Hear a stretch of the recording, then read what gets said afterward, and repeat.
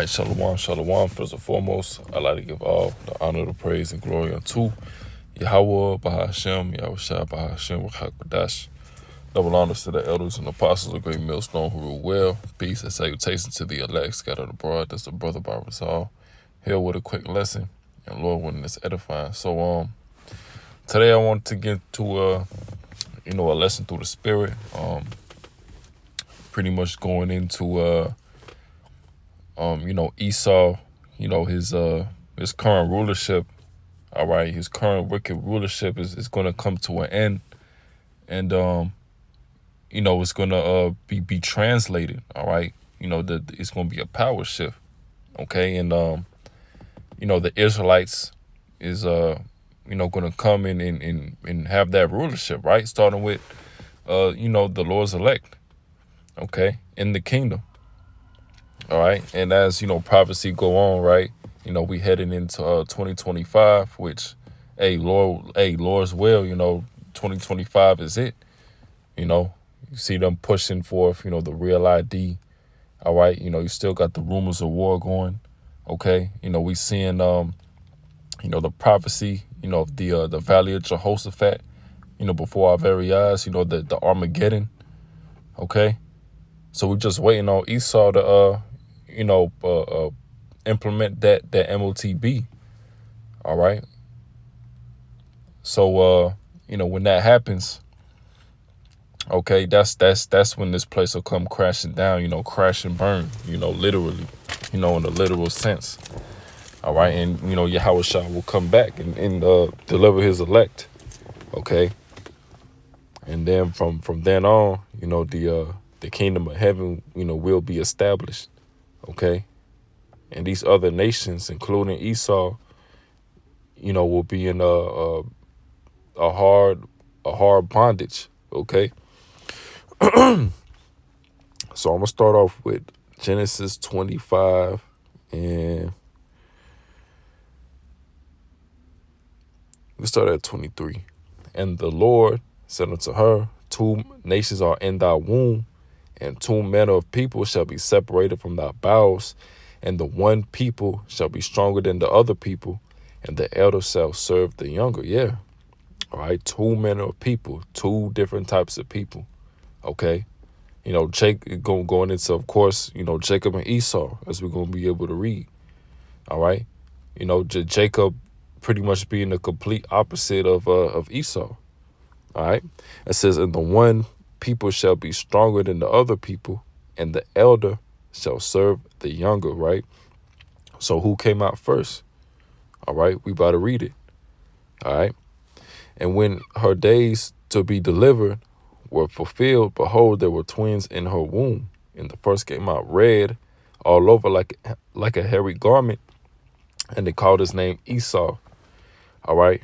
So Esau came out first, man, making him the elder brother, right? So it's going to have to come to a time, right, in the kingdom that Esau, that Jacob is going to rule over his brother Esau, in righteousness. Verse 26, and after that came his brother out, and his hand took hold on Esau's heel, and his name was called Jacob, and Isaac was 80 years old when she bare them. All right. And it says, and the boys grew, and Esau was a cunning hunter, a man of the field, and Jacob was a plain man, dwelling in tents.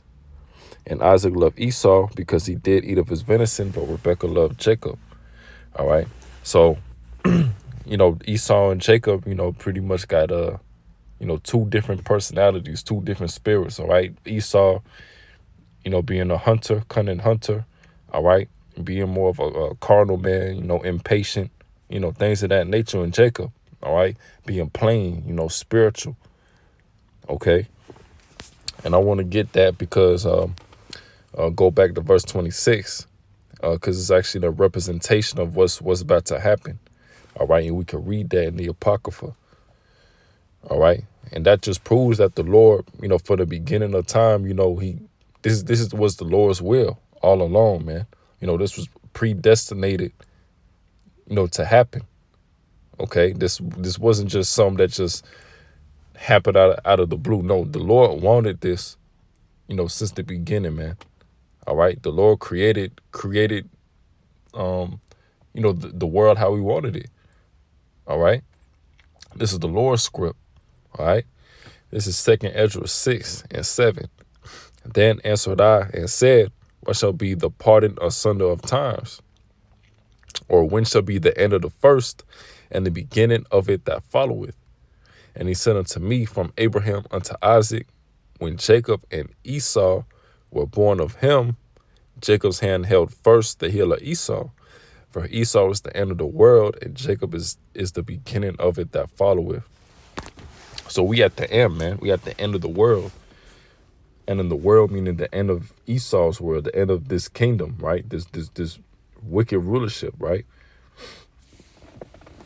And pretty much, the Lord has all these prophecies going on so we can discern, the times of his return, in through the guidance of, the Spirit, all right, in the scriptures, all right, that the Lord has provided for us. All right, we can Lord's will, do what we got to do to making our calling and election sure, right? But during this time, we understand that, this is a certain time period where we got to go through our slavery, go through, our punishment, for going off. All right. And pretty much, have that grace period, right? Because, Yahushua came back and he died only for the nation of Israel, for the nation of Israel to have a way, to come back, to the Heavenly Father through Yahushua, right? So this is actually, we can go here first. This is Sirach 10:8. Because of unrighteous dealings and injuries and riches got by deceit, the kingdom is translated from one people to another, man. And, that's what Esau has done.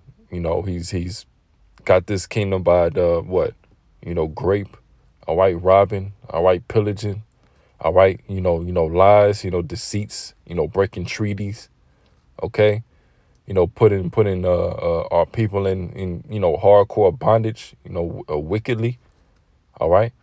So it's a lot this man has to pay for, man. Defiling the food, defiling the air, okay.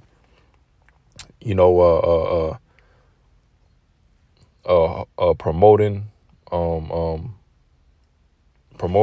certain ideologies and philosophies that go against the Bible, right? That go against the scriptures, all right. Promoting you can be a mo, all right. Promoting things like bestiality, promoting these false religions and such, okay. But when it comes to when you get into this truth and you figure out what the truth is, right? Esau he demonizes it, because he understands that we have the truth, okay.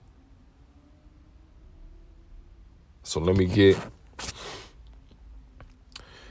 my next precept.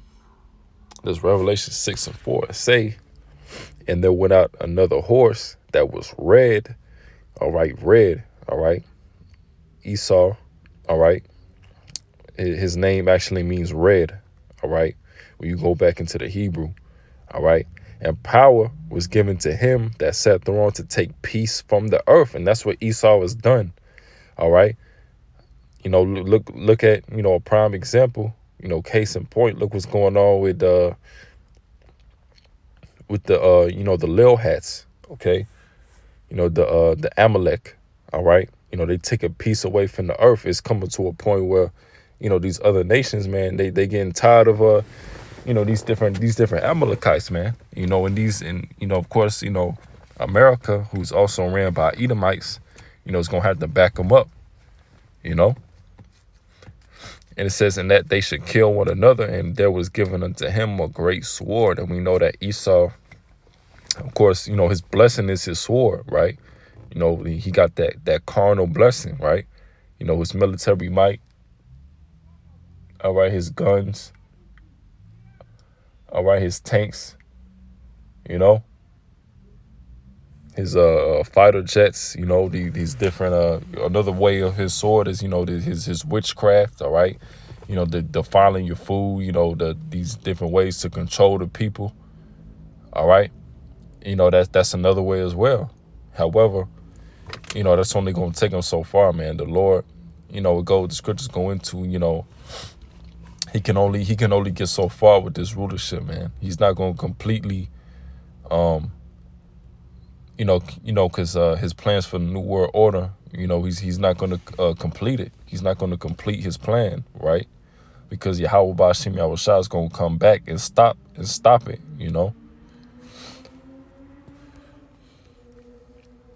And this is Proverbs 29:2. It say, when the righteous are in authority, the people rejoice. But when the wicked bear fruit, the people mourn, and the people are currently mourning, man. They tired of paying, these high-ass, bills and such. They tired of working 40, 50, 60 hours a week, barely getting by, working check to check. All right. Coming out, man, all manners of wickedness going on, people just crashing out by the day by day, the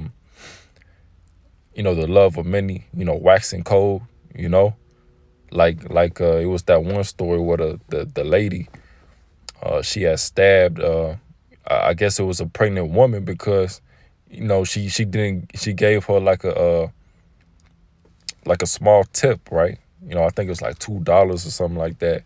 And that just goes to show you that, these people is on edge, man. All right. But what it say first, it say when the righteous are in authority, the people rejoice. So when we in that righteous kingdom, it's going to be way better off, man. All right. These people are going to be way better off. All right. Now they're going to be in that hard bondage. All right. But at the same time, we're going to be in a righteous kingdom. Everything's going to be back in its proper order, man. All right. But, yeah, that's pretty much, the lesson, Lord willing, the lesson was edifying. So with that, I like to give all honor, praise, and glory unto Yahweh, Bahashem, Yahushua, Bahashem, Rachakodash, Shalom.